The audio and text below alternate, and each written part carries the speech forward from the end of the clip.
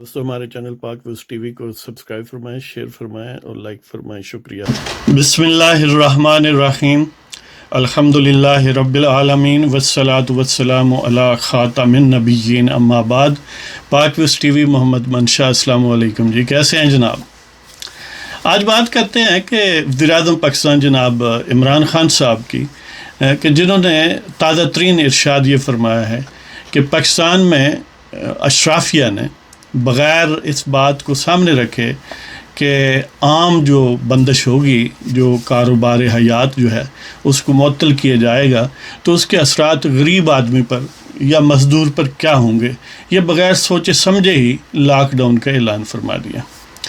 वज़ीर-ए-आज़म पाकिस्तान कह रहा है, ये देख लें, और बात इस तरह कर रहे हैं कि अशराफिया कोई अदर दैन हिमसेल्फ है।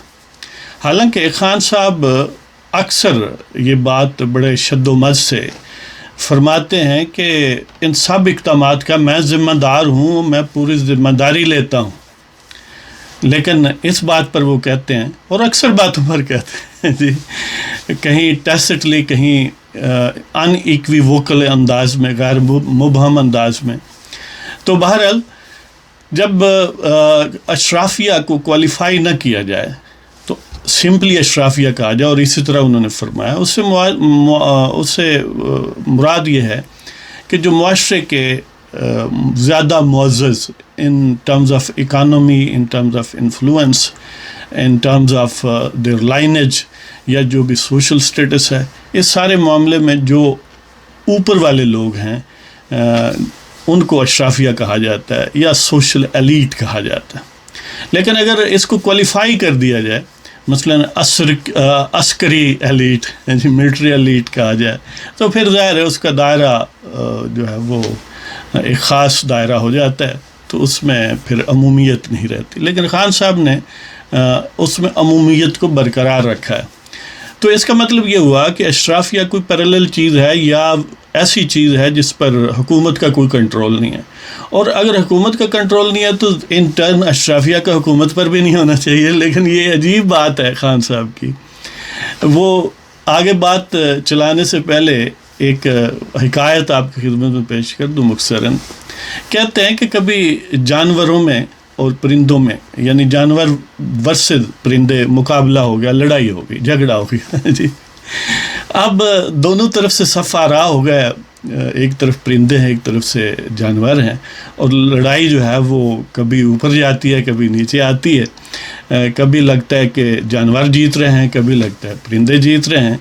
तो साथ चमगादड़ खड़े थे, वो नज़ारा देख रहे थे, किसी दरख्त पर लटके होंगे तो जो लोग हारते ना, ज़ाहिर है उन्हें फिर ज़्यादा इर्द गिर्द वो देखते हैं ना कि मेरा कोई सपोर्टर है या कोई कहीं से इमदाद मिल जाए। तो जब परिंदे हारने लगे ना, तो वो कहते हैं यार तुम किस तरफ हो, तुम इधर वैसे ही बैठे हो, तुम लोग, तुम तो हमारी तरह उड़ते हो, हमारी बरादरी से हो, तो आओ मुकाबला करें दुश्मन का। वो कहते हैं छड्डो जी, साडा तुहाडे नाल की तल्लक के परिंदे हो, वो असी जानवर, बरादरी साड़ी जानवरां वाली, वेखो असी बच्चे दिन्ने, तुसी अंडे दिंदे हो यानी मैमेलिया से थे ना। तो अब कुछ ही लम्हे गुजरे तो परिंदों का पलड़ा भारी होने लगा। अब जानवर इधर उधर देखने लगे कि कोई है, कोई और कोई साइड पर खड़ा कि उसे भी कहें कि हमारी मदद करें। तो उन्होंने कहा चमगादड़ों को कि तुम मदद हमारी करो यार, क्या तुम्हारी बरादरी है हम। तो वो कहता है छड्डो जी, तुहाडे नाल साडा की तल्लक है, और तुसी कदी हवा विच उड्डे हो, इतनी औकात है तुहाडी। ऐ वेखो असी फिजा विच रहंदे हैं, लिहाजा उन्हें 2-4 उडारियां मारियां हैं चमगादड़ां ने। तो वो कहने लगे कि हमारा जानवरों से कोई तल्लक नहीं है, परिंदे हमारी बरादरी हैं, देखें हमारी तरह उड़ते हैं, हमारा राह रस्म तो उनसे है, तुमसे क्या है, तुम तो ऐसे ही हो इसलिए परिंदों को उसने और उकसाया कि इनको और मारो।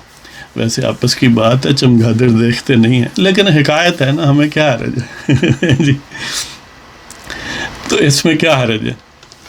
तो बहरहाल मतलब ये कि जिस तरफ उन्हें पलड़ा भारी नज़र आता या फ़ायदेमंद लगता, وہ اسی طرف موو کرتے، اور یہ متعدد بار ہوا. کبھی پرندے اوپر آنے لگے تو وہ پرندوں کے ساتھ ہو گئے، کبھی جانور جیتنے کے قریب پہنچتے تو وہ جانوروں کے ساتھ ہو جاتے اور دوسروں کو کنڈم کرتے. خان صاحب کی حکومت اور خان صاحب نے خود اس طرح کا وتیرا رکھا ہے، اس چمگادڑ کی طرح کا، کہ دونوں یعنی جب وہ دیکھتے ہیں کہ کوئی لاک ڈاؤن کی تعریف کرنے لگا ہے یا اس سے وابستہ ہونا شاید کوئی خیر کا پہلو نکلتا ہے، مثبت امیج ڈیولپ ہوتا ہے، تو وہ فوراً لاک ڈاؤن کے مخالفین پر برسنا شروع کر دیتے ہیں. دیکھیں جی یہ ہے اور وہ ہے، لاک ڈاؤن جو ہے وہ ان ٹائم ہوتا یا یہ ایسے ہوتا اور ویسے ہوتا. اب پھر جب وہ دیکھتے ہیں کہ لاک ڈاؤن سے نقصانات ہیں، دیکھیں بہت سارے لوگ تنگ ہیں، تو پھر وہ کہتے ہیں جی دیکھیں لاک ڈاؤن ہونا ہی نہیں چاہیے تھا، ہم تو پہلے ہی کہتے تھے وغیرہ وغیرہ.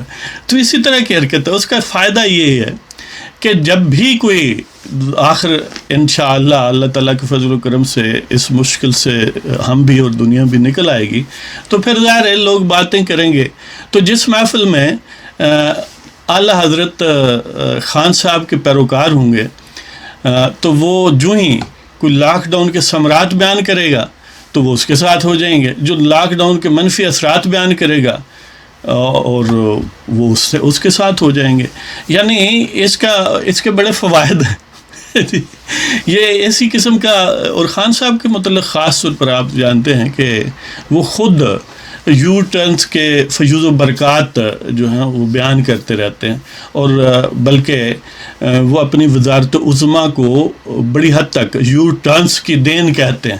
وہ کہتے ہیں کہ لوگ مجھے کہتے ہیں یو ٹرن لیتے ہو، یو ٹرن لیتا لیتا دیکھیں وزیر اعظم بن گیا ہوں.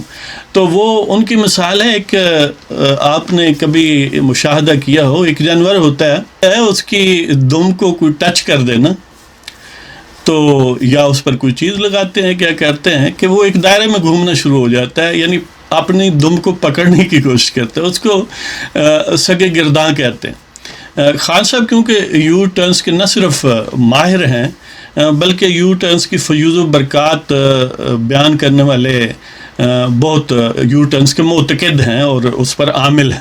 وہ باقی معاملات پر تو یو ٹرن لیتے ہیں، صبح کہتے ہیں اور شام پھر اس سے مکرتے ہیں یا پھرتے ہیں، اور پھر اگلی صبح کو شام والی بات سے مکرتے ہیں. لیکن یہ جو لاک ڈاؤن اور بغیر لاک ڈاؤن والا معاملہ ہے، خان صاحب اس پر ہر لمحے یعنی ایک ایک سیکنڈ میں پھرتے رہتے ہیں، بالکل سگے گرداں کی طرح. تو بہرحال ان سے بہت سارے لوگوں نے یہ پھر سوال کیا کہ وہ اشرافیہ کہاں ہیں، وہ کس دنیا میں رہتے ہیں، حکومت تمہاری ہے، اگر اشرافیہ ہیں تو پھر حکومت ہی اشرافیہ ہوں گے، کیونکہ لاک ڈاؤن تو کہتے ہیں حکومت ہی نے کیا ہے. یا تو وہ کہتے ہیں کہ عسکری ایلیٹ نے کیا. ظاہر ہے پھر تھوڑی بات شاید واضح ہو جاتی کہ معاملہ جو ہے وہ بوٹوں کی طرف چلا جاتا. اگر بوٹوں کی طرف جاتا تو اگر لاک ڈاؤن ان کی تخلیق ہے تو خود تم بھی انہی کی تخلیق ہو، پھر لاک ڈاؤن برا ہے تو تم بھی برے ہو. تو بہرحال یہ عجیب قسم کا مخمصہ ہے پاکستان میں، عجیب قسم کا کنفیوژن ہے کہ کنفیوژن رکھنا شاید اسٹیٹ پالیسی کا اہم ترین نقطہ ہے. کہ اور بوٹوں والے بھی کنفیوزڈ وہ اس شاہکار کو لا کر کبھی دیکھتے ہیں، وہ کبھی ان کا منہ اور کبھی ان کا منہ دیکھتے ہیں. جی وہ کیا کہتے ہیں کہ وہ آئے گھر میں ہمارے خدا کی قدرت، کبھی ہم ان کو کبھی اپنے گھر کو دیکھتے ہیں. تو وہ بھی کبھی دیکھتے ہیں کہ یہ کیا چیز لائے ہم، اور کبھی دیکھتے ہیں یار پھر کیا کریں، پھر سوچتے ہیں یار جو بھی ہو اپنی ٹانگ اوپر رہنی چاہیے. اب ٹانگ اوپر رہنے پر ہر وقت ہر شخص تو آمادہ نہیں ہوتا، تو اس وجہ سے وہ ملک کا ستیہ ناس ہوتے ہوئے اس کا نظارہ کر رہے ہیں. وہ جس طرح کہا جاتا ہے کہ روم جل رہا تھا اور نیرو بانسری بجا رہا تھا، یہاں کئی نیرو ہیں اپنی اپنی بانسری بجا رہے ہیں، ملک جل رہا ہے. جی تو بہرحال خان صاحب نے اپنی بے بسی کا گویا رونا رویا ہے، بے بسی کا نوحہ ہے. اور حقیقت یہ ہے کہ ہمارا وطن جو ہے ان بوٹ زدہ لوگوں سے اور بوٹوں سے جو ہے اس کا ایک ایک حصہ جو ہے وہ زخم ہے. یہ زخم گزیدہ اور یہ بوٹ گزیدہ لوگ، دیکھتے ہیں کب تک اسی طرح رہتے ہیں. تو بہرحال یہ اشرافیہ اور یہ عسکری اشرافیہ، اس میں خان صاحب کو فرق کرنا چاہیے تھا، تاکہ لوگوں میں، چلو ویسے تو وہ سمجھتے ہیں کہ کنفیوز رکھنا شاید عبادت ہے، جس طرح یوٹرن عبادت ہے، تو لیکن پھر بھی تھوڑا سا کبھی کلیئرٹی بھی ہو جائے تو شاید وہ جس طرح آٹے میں نمک ہوتا ہے نا، تو اس کا کہتے ہیں کہ ذائقہ بہتر ہو جاتا ہے، تو اس طرح ذائقہ بہتر کرنے کے لیے کبھی کبھار ہی، چلو مہینے میں ایک مرتبہ کوئی بات کلیئرٹی سے بھی کر دیا کریں. تو اس کے ساتھ آپ سے یہ ریکویسٹ کہ اگر آپ کو ہمارے پروگرام پسند ہوں تو وہ اپنا سبسکرائب فرمائیں، شیئر کریں اور لائک کریں، اور اب ہمیں اجازت دیں. خدا حافظ. وما علینا الا البلاغ المبین.